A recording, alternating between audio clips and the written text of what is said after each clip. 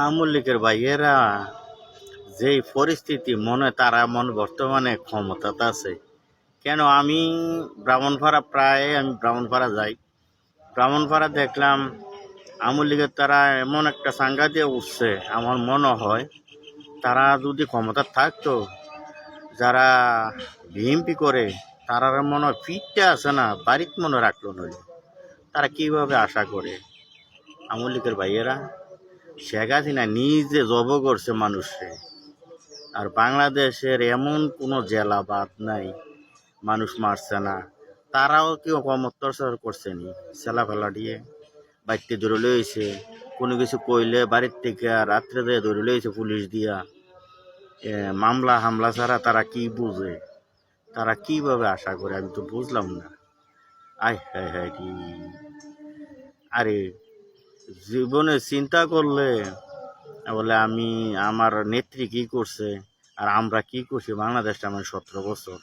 আর এই জায়গায় যদি আমরা বিএনপি থাকতাম, আজ যে কি পরিস্থিতি হইলে সুন্দর কাপড় পিঠটা ফাটাইলি লইলে।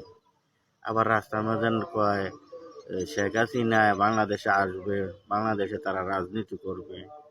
কেমনি তারার মুহি দিয়ে সরম নাই তারা? আওয়ামী লীগের তারা কি সরম নাই? মন নয় সরম নাই, সরম থাকবো কোথেকে? কারণ ওই যে শেখ মুজিবুরের বাতিজা না কি জানি শেখ জহির মানুষের উপরে অত্যাচার করছে, নির্যাতন করছে, এটা তো আগের থেকে ভাইয়াছে। এই কারণে তাদের আছে না শরম লজ্জা কম। হ্যাঁ, আমরা রে দৌড়ানোর উপরে বলে রাখবো।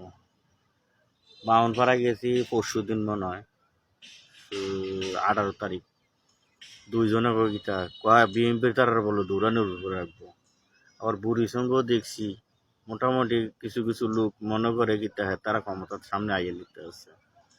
কি আর লিখে আপনারা আপনারা কি ভুলিয়া গেছেন? আওয়ামী লীগের ভাই আপনারা ভুলিয়া গেছেন? আপনারা নেত্রী জানি দইরা জব করছে আর টাকা জানি আয়নার ঘর করছে, এটিও ভুলিয়া গেছেন? পুলিশ প্রশাসন দিয়ে জানি আপনারা মারতেন, আমরারে দৌড়াইতেন একটা কেক কাটলে, এটিও ভুলিয়া গেছেন? আর একবার খালি মাটির দিকে তাকাইয়া চান না আপনারা কি করছেন, বাংলাদেশটা তস নস করে লাইছেন 17 বছরে।